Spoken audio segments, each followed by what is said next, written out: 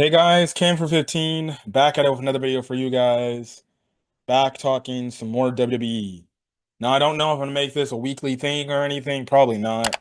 I'm just gonna make some big talking points. I do want to talk more about WWE and wrestling as a whole and get my thoughts on it.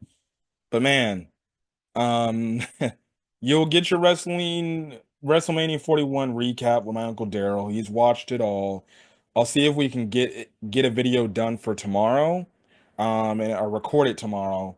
But I want to talk about Raw after WrestleMania, man. Raw after WrestleMania, dude.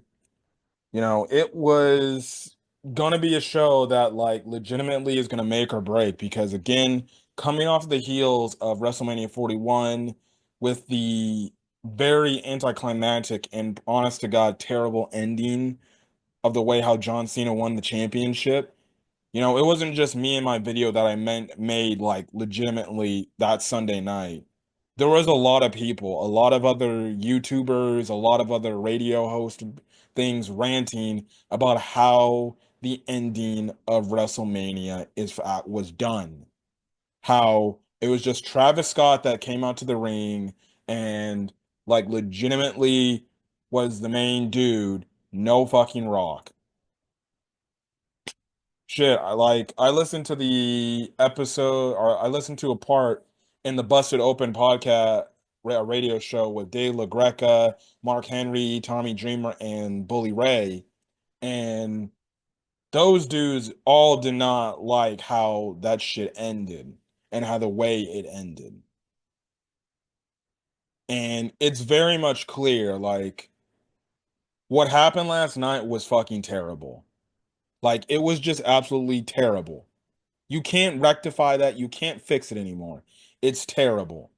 It made Triple H look bad and it made him look stupid. You cannot convince me that is what you felt was best. And it's making people think, well then shit, maybe you just don't have Cena turn at Elimination Chamber.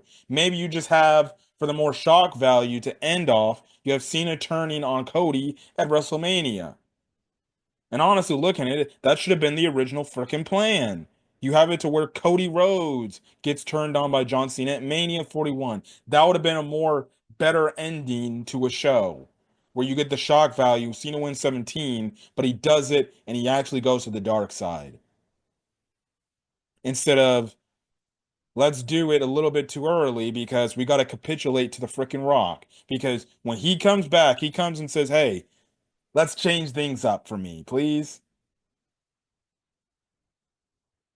I've already talked about my that whole perspective in terms of how the match ended. You can go check out the video.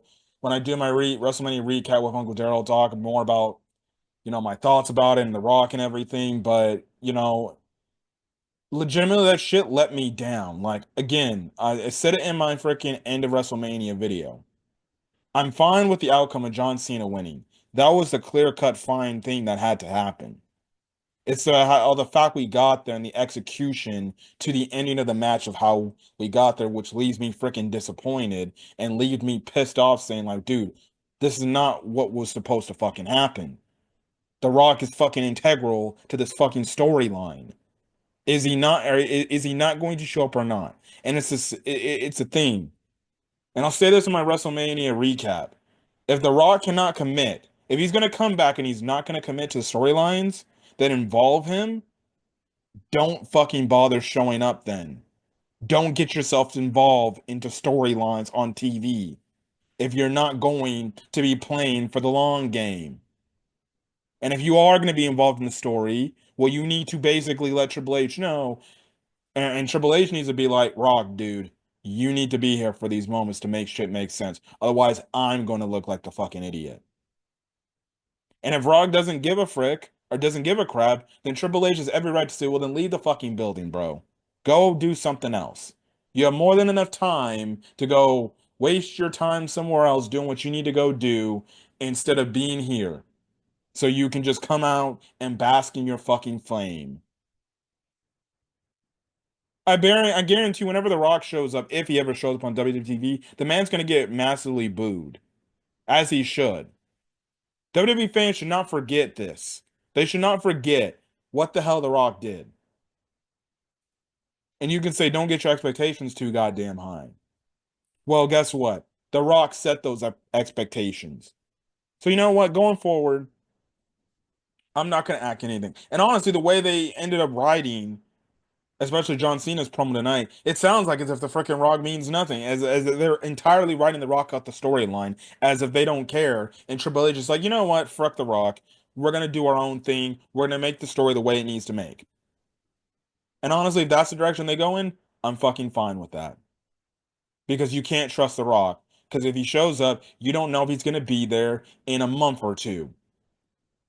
When it's a critical point in the story and you believe, no, this is when he needs to show up. Everybody was upset. And it made no sense. People were fine with the outcome. People just didn't like the execution to get there. And funny enough, The Rock is, I just saw on Twitter, as of 10:13 p.m. Pacific Standard Time, The Rock is basically announced to be on Pat McAfee's show tomorrow on Tuesday. Talk about even more of a fucking insult to injury slash punch to the fucking dick. Just like how Cody Rhodes got kicked in the dick by John Cena, that's what The Rock did. Kicking the balls, kicking WWE fans in the balls. He sure as hell is. So let me get this straight. This man sure as hell has enough time in his schedule to make maybe a 30 to an hour appearance on fucking Pat McAfee to answer some damn questions, whatever they'll ask him, only for him not to fucking show up on WrestleMania for a fucking 10-minute moment. And then he can go back to the gorilla and freaking go home or go back to where he needs to go to. But he'll be on a freaking radio show, a podcast. He'll have time for to be on a podcast, but he won't have time to be on the biggest show in WWE to help further a freaking storyline. He won't be on a Monday Night Raw or SmackDown to further explain his side of things. Nope, can't do that, but we'll sure as hell go on a podcast for 30 minutes to an hour, chopping up with Pat McAfee and his boys as they ask these questions that mean nothing.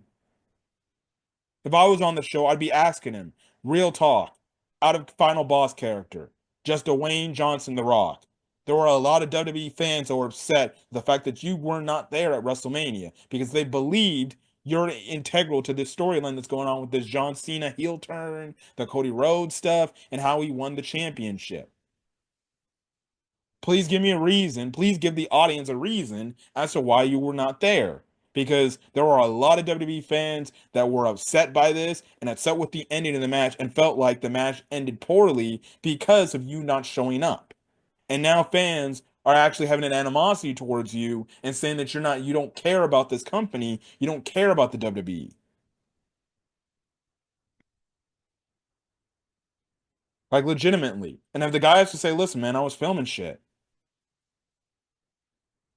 But regardless, I don't think anything that The Rock says on why he wasn't attending, why he didn't attend WrestleMania, it doesn't matter.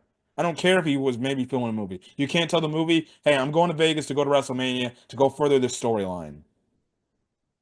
So then, and then I guess what? I'll be back the next day. Like the guy is one of the most popular dudes in the planet. He's got enough money. He's a board member of TKO. He can easily call a fucking private jet to come pick his ass up in an airport, at an airport, fly over to Vegas, and then basically freaking be there. So I don't know, man. I don't know. It sounds like they're completely ignoring the point about The Rock. So if that's the case, fine. I'm for that. So Monday Night Raw after WrestleMania had to be a damn good show to get the stench out of some fans' freaking mouths of what happened at the end of last night. And can I just fucking say, Triple H heard everybody's fucking criticism and he fucking brought it tonight. I hope this is also what we're gonna get on fucking SmackDown too. I hope SmackDown's a banger. The Raw after the SmackDown after Raw or SmackDown after WrestleMania is also a banger show.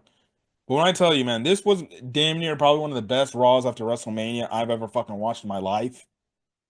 Shit, it's probably fucking 10 out of 10, maybe top 5 Raw after WrestleMania of all time.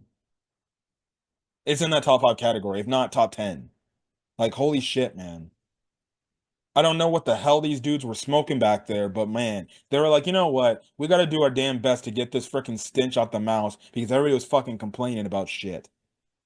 Well, then they put on a goddamn banger show because holy shit, man. This was a damn fucking good show. And now I'm not going to talk about everything. I'm going to talk about some big points that were made in this Raw. Let's start off the John Cena promo shit, right? So John Cena comes out and he comes out basically the same exact way. Myriad in black. The Titantron is not colorful or anything. Just come out with black, come out in black, and basically, dude just has the freaking regular white font that's just John Cena. Same thing. He's walking to the he's walking to the ring. The championship belt is basically now the WWE logo is facing on the back. He's not holding it from the front, facing it from the back. And it's funny because they had the Triple H pointing image thing with John Cena. He did that. John Cena with his face turned to the back and just the championship looking at him. You're just looking at John Cena's back with Triple H pointing. That was funny. So John Cena basically comes into the ring. He basically and he was on the Pat McAfee show earlier, right? And stuff like that. So yeah. Now, basically, again, John Cena taunts the fans again and says the stuff he's been doing, but then he basically points to the Jumbotron and it has this number. And he talks about this is the amount of dates that I have left in my retirement tour. And then he counts down the events that he's so far attended, from the first appearance on Netflix at Intuit Dome to then the Royal Rumble to then the Elimination Chamber to then the few Raws and SmackDowns that he attended. He'd started off with like 36 freaking scheduled date appearances. By the time he got to WrestleMania, he got 27 appearances left. And then obviously tonight, 27 appearances left. And John Cena basically is like, see, you guys only got 27 appearances left. And he also said this on the Pat McAfee, but his whole plan of ruining wrestling and now being a champion and him being the last champion is the fact that, and he also makes the mention of how, I already told you, I don't have to wrestle. So you can say I can't wrestle. Well, guess what? I don't have to wrestle to prove your point. And basically, John Cena, his whole point is, well, guess what? All I can do is the whole Marshawn Lynch shit. I just show up so I don't get fucking fined. That's what he basically said. He basically said, I can just show up on a Raw and SmackDown and I can blow through an appearance. And guess what? Once those 27 dates are up, I'm fucking gone. And I'm going to take this fucking championship that was held by San Martino. It was held by Triple H. It was held by Stone Cold Steve Austin. He mentioned this was the same championship that Roman Reigns held for over 1,000 days. He mentioned this was the same championship that CM Punk had beaten me for at Money in the Bank. He basically lists some legendary names. He didn't mention The Rock, surprisingly. So I don't know where that's fucking at. Okay, he surprisingly didn't mention the fucking Rock. He didn't even mention fucking Cody Rhodes. He even say, I'm also wearing the damn champion. I'm also gonna leave the championship that your fearless hero, Cody Rhodes, held for over 300 days. No, he didn't mention The Rock, he didn't mention Cody Rhodes' name. And he basically said, I'm gonna walk with this away, and that's when what's gonna happen is, see, Raw will continue to happen. See, when I'm done, because he even said this on the Pat McAfee show, right? He said on the Pat McAfee show, like he's already aware, like because there was a thing because people said in the match, like the match sucked because especially the fact that Cena like sucks and he's not what he once was. And Cena made a mention on the Pat McAfee show talking about like, yeah, I know that I'm a step slower and I'm not what I once was back in my prime. So that's what I know. That's the whole purpose of this retirement. So I know, like, I'm not going to continue to do this, put up fucking stinkers of matches. People call it shit. I come back every few years and every now and then to have a match, and then it doesn't end up being good. So guess what? I know I'm not that good in the ring anymore, and I know I'm not at what I was at my peak maybe a decade ago, right? So that's why I'm retiring. And that's why when December comes and the last day of December hits, that's it. I'm not coming back. WWE could try to finagle me any type of money they can. I'm not coming back. And honestly, I do hope that's kind of the thing he takes because that's kind of been an issue. Again, I made a mention, I think before with other, wrestlers. Like they say they retire, but then WWE throws them the bag and say, "Hey, come on, man, one more fucking match, please, please for us, one more match." And then guess what? What may have been a perfect send off for the retirement match, it ends up becoming fucking ruined because they took that payday. John Cena says, "Man, I've already got all the money I can possibly make. I'm fulfilled in my life. I know what I've done with my WWE career, and there's nothing else that I need to do. So once I retire, I'm gone. I'm not coming back." Like legitimately. And I could see him be the type of John Cena where he comes back for like special shows as a special guest appearance and everything and shit like that. And then um what's his face? And he does like the one move where he gives an attitude adjustment to somebody, like a future star or something like that. And then he leaves and that's it, right? But other than that, like he ain't gonna, wrestle, be in any wrestling matches and shit like that. So yeah, but hey, look, man, I respect it. I respect it. That's the thing. But that's what Cena said he's going to do, and he's going to take the championship home. And he says, like, see, Raw will happen the next day. But when I take this, they're gonna have to make a new championship. And that new championship will be the thing to start it all over again because I'm the last real champion and I took this. And that's what I mean by I'm the last real champion because they're gonna have to create a new damn championship belt basically from scratch because I took this home. Basically, kind of like how they created the World Heavyweight Championship, right? Again, and they brought that championship back because Roman Reigns was literally holding the WWE Championship hostage, and there was nobody on Raw to be able to challenge for a championship because you only had one major title, and there was really the major title at the time, like a few years ago when Roman Reigns was dominating the scene, was literally the United States Championship. That was the main championship on fucking Raw for crying out loud. That's why they made that's why they brought back the World Heavyweight Championship. So there's that. And then basically, as Cena says all that, and he also makes the mention. It's like I also find it funny how stupid you fans are. Your fearless hero Cody Rhodes. You were cheering him at one point, and then you start booing him, only to cheer him again. And then when you get to WrestleMania, you're fucking booing him. Which, funny enough, it's kind of like Cena making his fucking point of like, see, you fans don't know what the hell you guys want. That's why you guys deserve nothing from me, essentially, right? Because one minute you're booing your so-called favorite hero, then you cheer for this guy only to freaking start booing him on freaking Sunday because you want to see me win. And it's funny because they did the whole thing. He's like, "What? You gonna apologize or something like that?"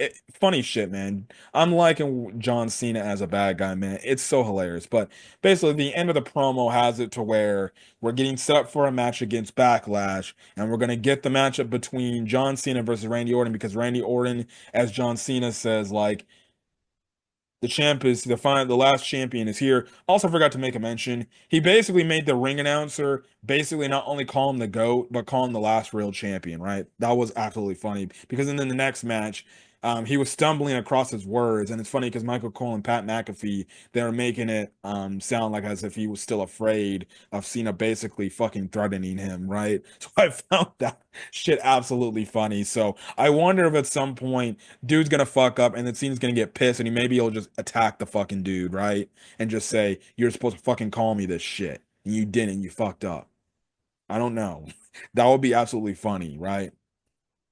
But regardless, he turns around, or as he's doing all this and everything, you see Randy Orton in the freaking background, and he slithers in, and the moment Cena turns around, Cena just, fucking, I don't know why, but Cena turns around, he's like, shit! He gets fucking RKO'd, bruh. I was legitimately crying. I was laughing as out loud. I was like, ain't no way this man just said shit as he fucking gets RKO'd, bruh, which basically sets up your backlash match of John Cena versus Randy Orton at Backlash in St. Louis, in Randy Orton's hometown. it was clear that I figured that this would happen because it's in Randy Orton's hometown. The poster is literally of Randy Orton for Backlash, and it's in St. Louis, Missouri, Randy Orton's hometown, and everything. And plus, this is one of the stories that I figure when Cena wins the title, you can freaking do this story. A bad guy, heel John Cena versus freaking good guy Randy Orton. Who would have fucking thought, man? We would be getting this fucking match. The roles were always good guy John Cena versus bad guy freaking Randy Orton. All the time we got this match. Now the roles are reversed, man. I can only imagine the next time they have a face-to-face promo, Cena and Randy Orton, and it's gonna be interesting to see what Randy Orton is gonna say. It's gonna be interesting. I could definitely see Randy Orton saying like, "I never expected you to be the guy that is the bad guy, but hey." So it's, I think it's gonna be a fun feud and everything. This is obviously one of the things that is a bucket list checkmark thing. And again, it's like I said, I feel like this summer, Cena's gonna go through some of his past, matches that he had where he was the good guy and the other dudes were the bad guys, right? Or the heels in the match. And I feel like it's gonna be through each of these dudes in his past that he's gonna fight, it's gonna essentially make it to where maybe they get a bit of that old John Cena back, and maybe their whole purpose is like, yeah, we know you're a fricked up dude, but I'm gonna bring back that old John Cena. Like, can we only imagine Randy Orton like, don't you remember how our match at Breaking Point in 2009 happened? We beat the shit out of each other, and guess what? You never quit. But then guess what? At Backlash, you fucking quit. So I wonder if Randy Orton will mention The Rock because he did mention The Rock. He did mention, you know, one of his first appearances, in the build up to WrestleMania. He did mention John Cena basically bowing down to The Rock and everything. So yeah, right. So yeah.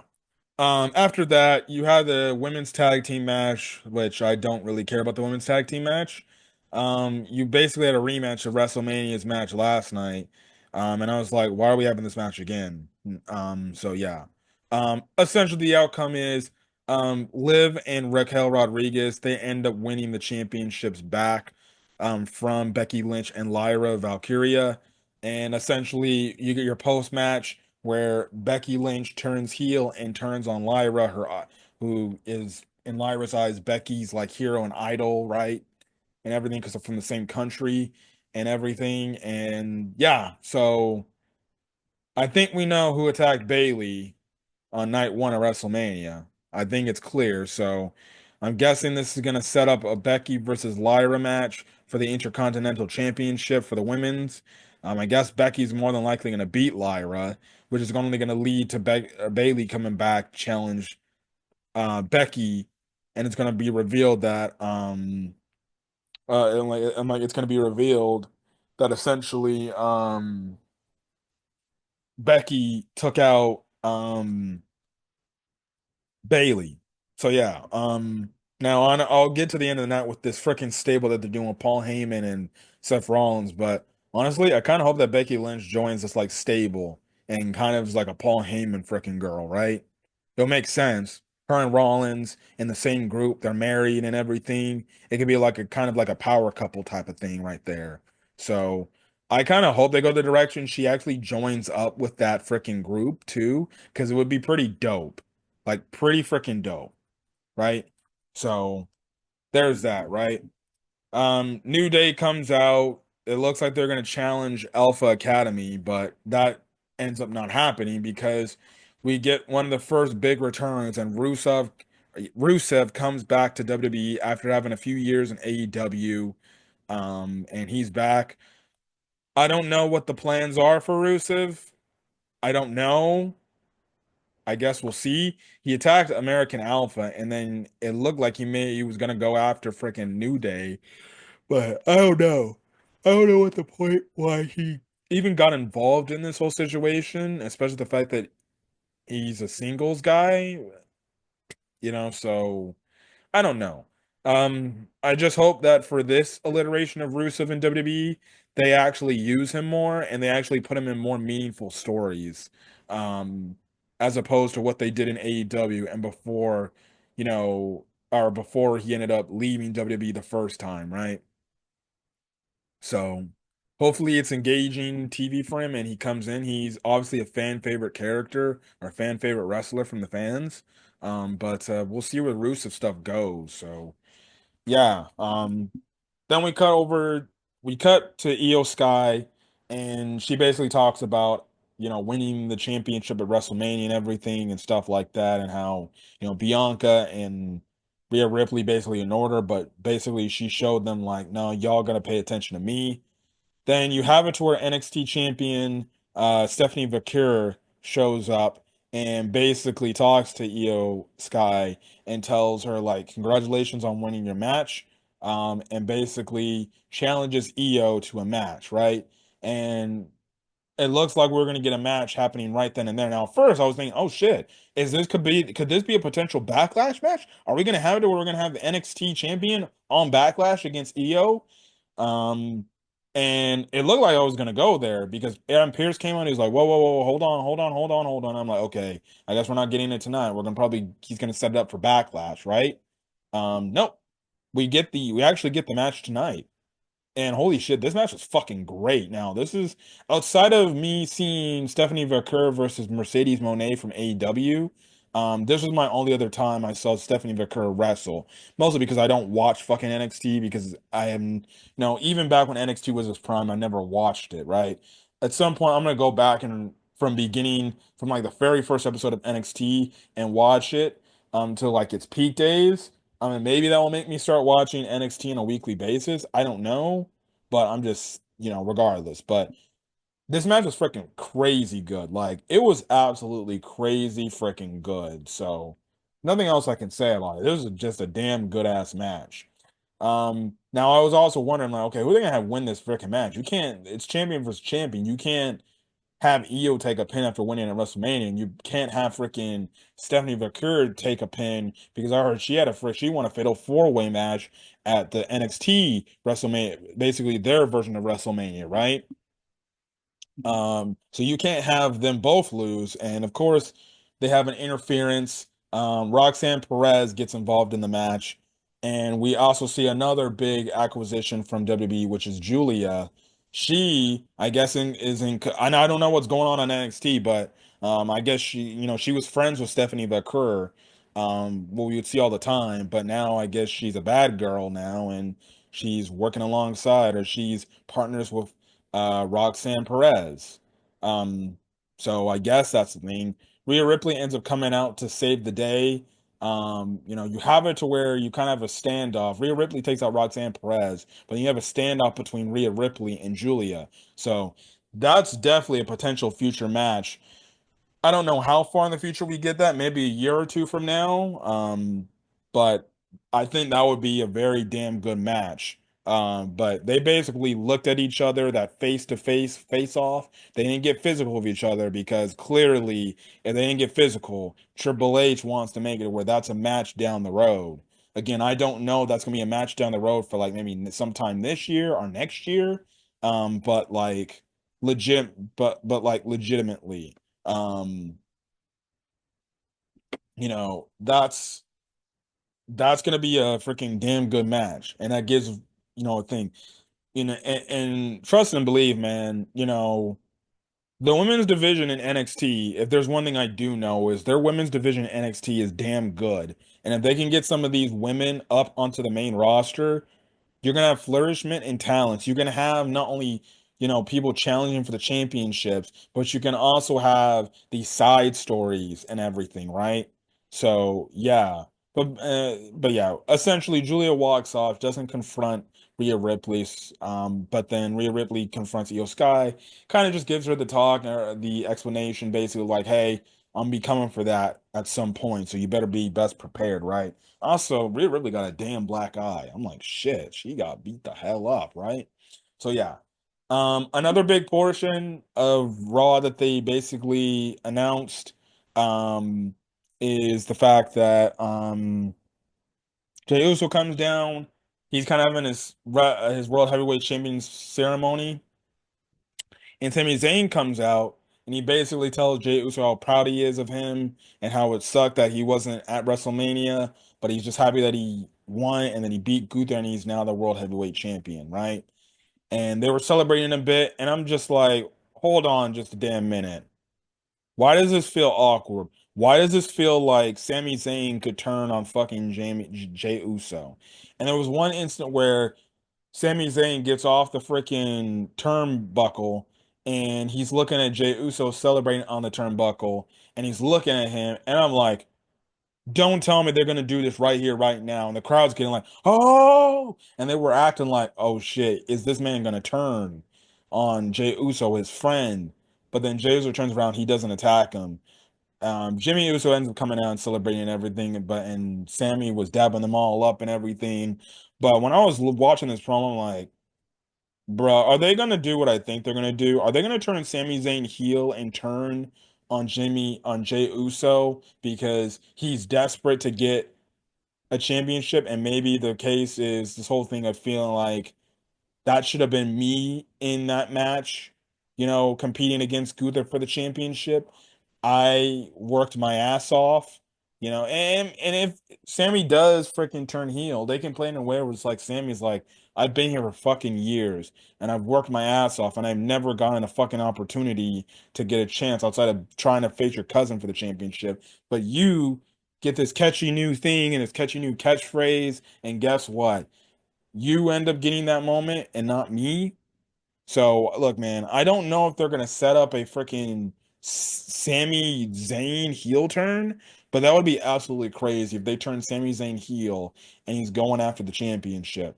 Unless the whole thing is he'll eventually get his championship reign, his main title reign at some point.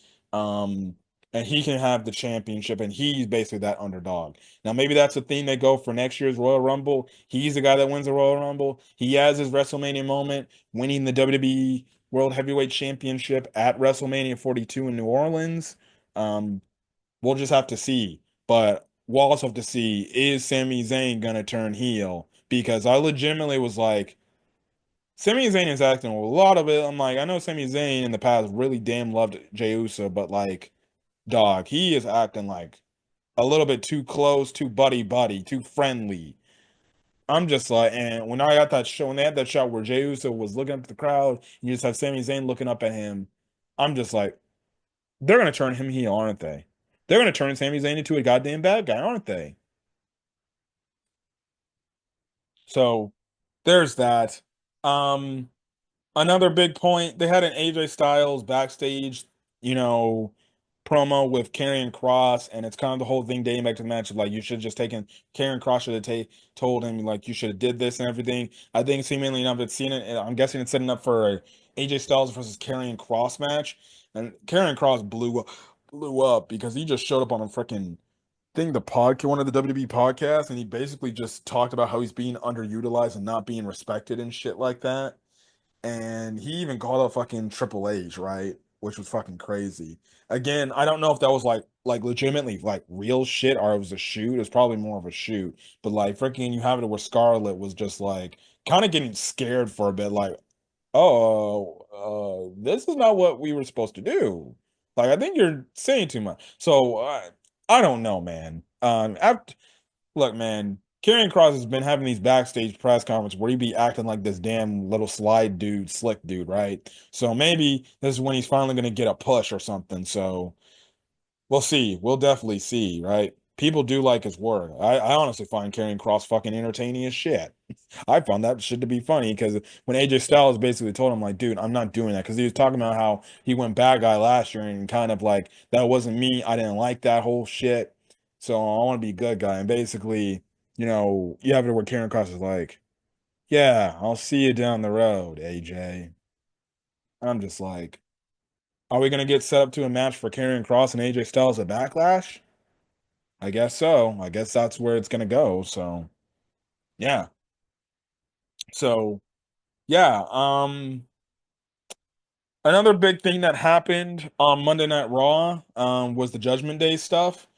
Dominic Mysterio had a match with Penta, but regardless, you can see the tension between Dominic Mysterio and Finn Balor. And it's only going to come to a head when Finn Balor eventually or eventually, or maybe when freaking Dominic Mysterio tells Carlito and JD McDonough to turn on Finn Balor, and Dominic Mysterio is smarter of knowing like, nah, Ninja, I know you didn't like the fact that I beat you for this championship and I'm the champion, right? And I got the girl and Liv Morgan and you got nothing. So it's only setting up for that match to eventually happen down the road. When that happens, I don't know. I don't think it's not going to happen at Backlash. I think at some point it's going to be where, who knows, either Finn's going to attack Dominic Mysterio or it's going to be Dominic Mysterio that gets it on Finn Balor and say, I knew you were going to turn on me. You never respected me, but guess what? Now you got to respect me now because I'm the fucking champion. So that's the thing, right? So yeah, we'll see where that goes, but that's the thing. Another interesting story that was like fucking crazy as shit. I was just like, what the fuck? So you have it where Gunther comes out, right? And Gunther's fucking upset with the fact that he lost to freaking Jey Uso in the championship, and he goes straight to the freaking commentary desk. Now, if you know the story, like Michael Cole and especially Pat McAfee, they've been very pro Jey Uso, and they've kind of spoken critical of Gunther and his approach and everything and how he handles things. And Gunther did not take kindly to that shit. And he basically had that moment where he's like, you know what? I'm fucking sick and tired of you motherfuckers talking about me like that. And he basically confronts freaking Michael Cole and Pat McAfee, and Michael Cole and Pat McAfee are like, bro, chill. Like, we're just doing our jobs, bro. Like, okay, yeah, could you say we went over the line a bit? Okay, yeah, but we're just doing this as a job. Like, we're just doing this as our job. So sorry. And Gunther wasn't fucking hearing this shit. He's like, man, fuck that shit. You were talking all this shit about me, and you were fucking being openly hating me and not freaking being objective and shit like that. And he basically gets to the point where he freaking knocks off freaking Michael Cole's headset. And Michael Cole's like, okay, dude, I ain't trying to do shit. I ain't trying to start shit. I'm just doing my job, damn it. Just let me do my job. And then, dog, out of the fucking blue, I did not expect this shit. I did not expect this shit. This man, Gunther, puts fucking Michael Cole in a fucking headlock sleeper hold, bro. I was like, holy fucking shit. I'm like, this dude is attacking Michael Cole. I'm like, fuck. Um, because at first, but before this shit even happened, my freaking Gunther was like legitimately freaking getting Michael Cole's face. Pat McAfee walks over and he's like, "Hey man, look, it's like leave this alone. It's all, dude. Leave him alone. Don't do nothing to Cole, right? He just, Pat McAfee is defending, Michael Cole because that's his boy, right? Gunther then pushed freaking Pat McAfee down and Pat McAfee away. And then that's when eventually freaking Gunther just snapped and applied the freaking chokehold on Cole. Because of this shit, I'm losing my mind. I'm like, fuck, I'm like Michael Cole fucking getting John. I'm like, dog, what the fuck? Pat McAfee comes out of fucking nowhere. He fucking launches into fucking Gunther to let go of fucking Pat McAfee. And I'm just like, yo, what is going on here, bruh? I'm just losing it over here. This man Gunther is fucking pissed, bruh. Gunther is fucking pissed. And he's coming in and they're trying to hold off Gunther and Pat McAfee.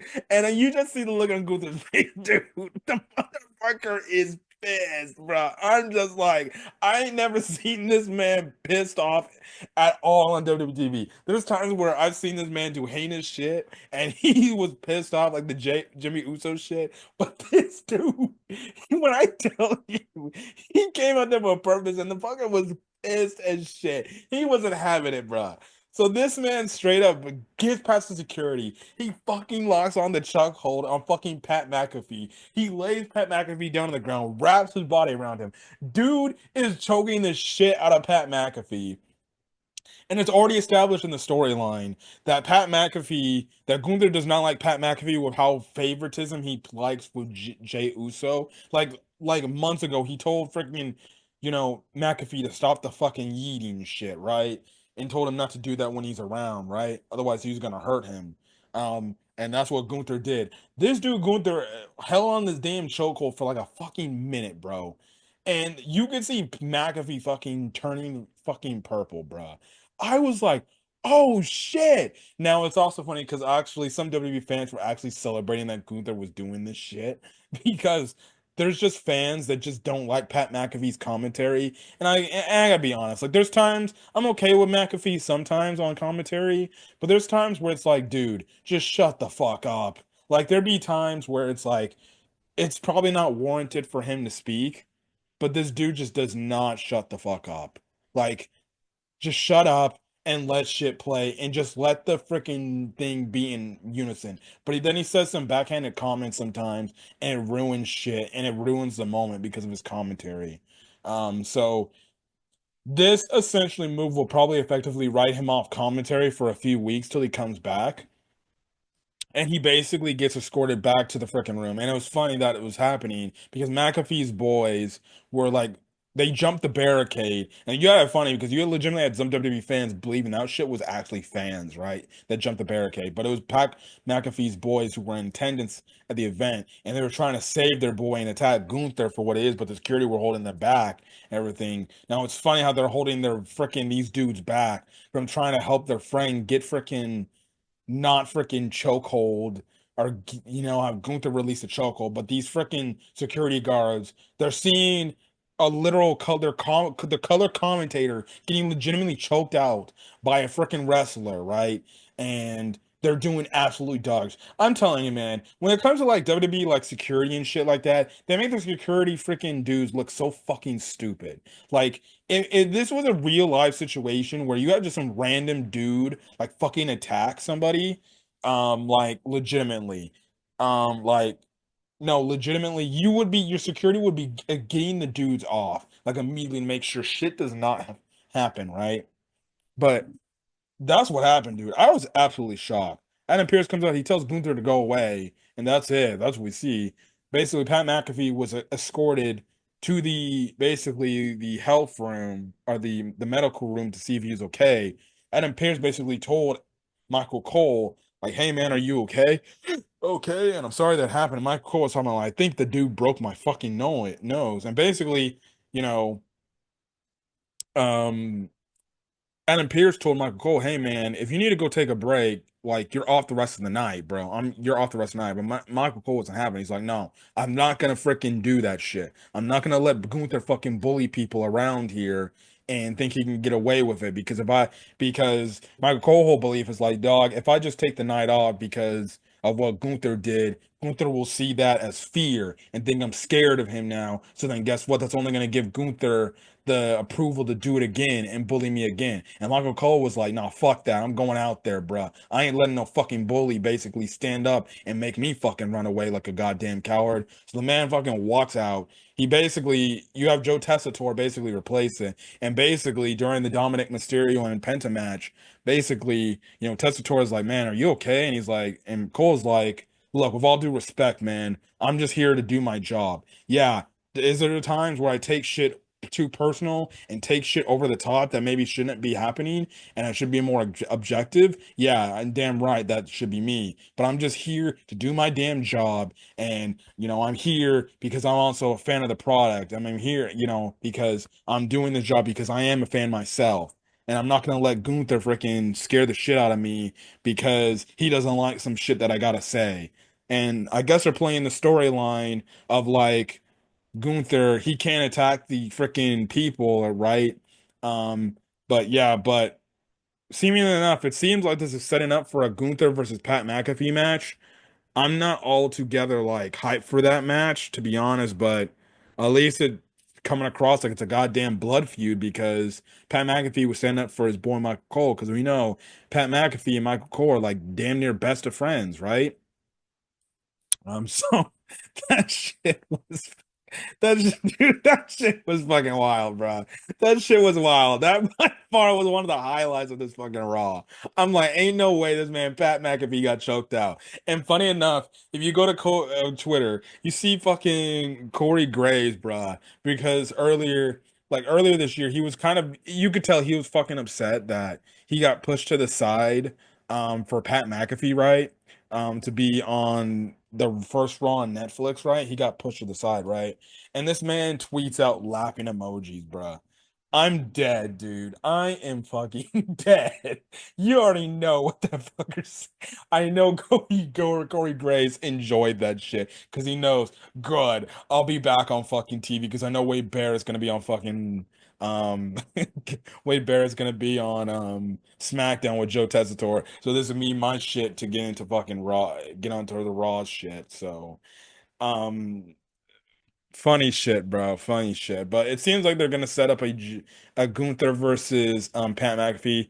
I think it's clear they should probably have Gunther clearly win and whoop the shit and beat the shit out of freaking McAfee. You can have it where McAfee can fight a bit, but altogether, you should have it where freaking damn near freaking Gunther beats McAfee to a bloody pulp to the point it writes him on fucking television for like months, right? And then that's the whole thing right then and there. That could be the whole thing. It writes McAfee off TV for months so he can prepare for the college football season, and then he doesn't come back till next year. Now, I'm guessing at some point you're gonna have to have McAfee get his lick back against Gunther at some point because if that's gonna be the way you write McAfee off television for a bit or for a long time. Like you're gonna have McAfee get his look back. So is it the thing where maybe next year's Royal Rumble, McAfee is a surprise entrance and he eliminates Gunther for the Royal Rumble? That could be a case, and then you can have like a blow off match, I guess, at Elimination Chamber, unless you want to have McAfee and Gunther at Mania 42. I don't know. Um, we'll see, right? We'll see. But yeah, we'll definitely see where that goes. And then we get the last bit of Raw, and that was the whole Seth Rollins, angle with Paul Heyman, right? So, also, can I just say, man, Paul Heyman on the fucking Pat McAfee dude. Paul Heyman on the Pat McAfee show, dude. I just saw the clips, bro. The dude sounded fucking unhinged. I don't know if ESPN's gonna have this man on the Pat McAfee show, but when legitimately this man Paul Heyman turned around and he looked at this poor smuck, bruh, and he literally he's like, what are you talking about? He's like, oh, what are you talking about? Aren't you about to get deported from here? And dog, I was like, and he basically alluded, he's like, man, please, you talk about your mom and everything, but guess what? Your mom basically, sucked me off, right? I'm just like, now, listen, man. He could have said that shit, dude. But he did not need to fucking say the deported comment. Bro, even that shit was fucking uncalled for. I was like, motherfucker, okay, chill, bro. I'm like, in this day and age with what's going on in the political scheme,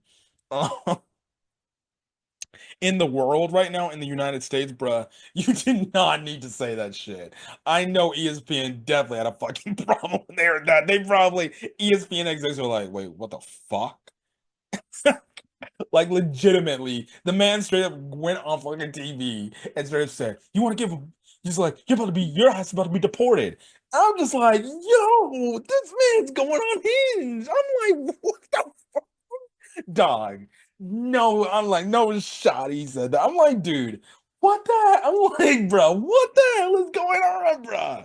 Dog, I don't know, dude. Dude, that shit was absolutely fucking wild. Ain't no way you told some random dude you're about to get deported, bro. Shut the fuck up, bro. No, like fucking Paul Heyman. I'm like, dog, they put no filter on fucking Paul Heyman in that Pat McAfee show. No filter.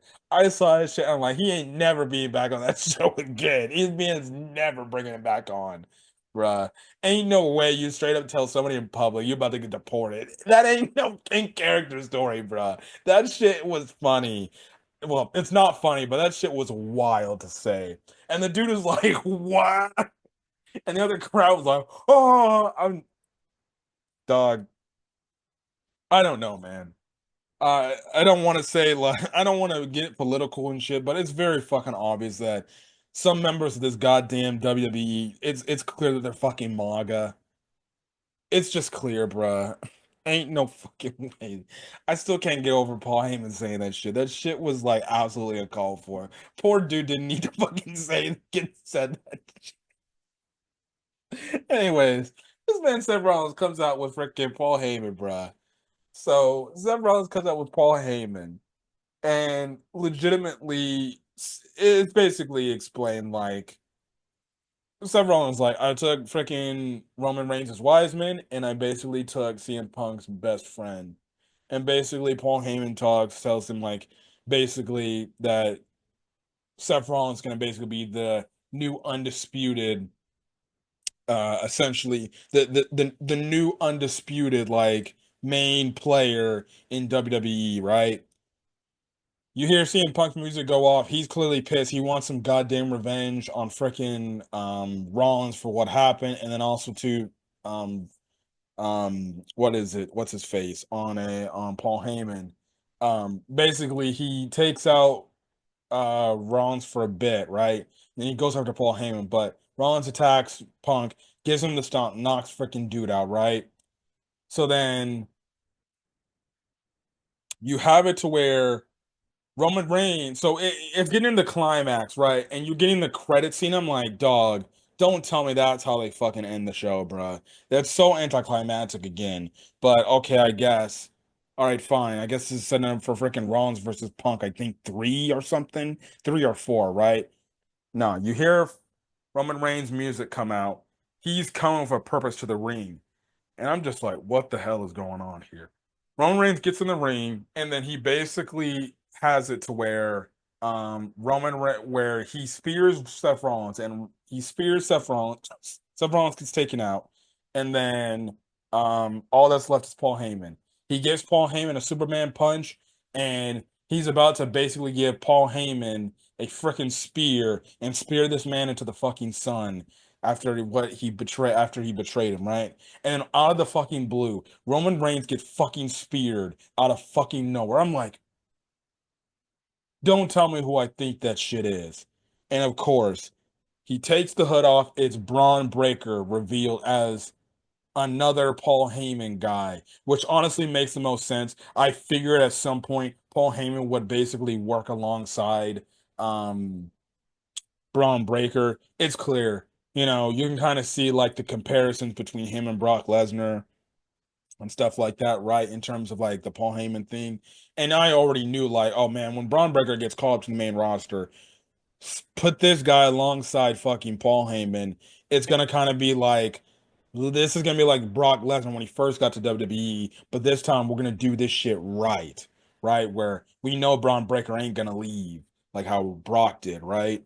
So you know, you get that whole thing, right? And basically you have it where Seth Rollins looks up at Braun Breaker, and basically, it looks like Braun Breaker's gonna spear freaking Seth Rollins. Nope, CM Punk, he spears CM Punk who got back up, and then he ended up spearing Roman Reigns through the damn barricade, and then Seth Rollins basically gives a stomp to CM Punk one more time, and then he also gives a stomp to Roman Reigns, and there's a new faction that has been built and it's got Seth Rollins and it's got freaking Braun Breaker.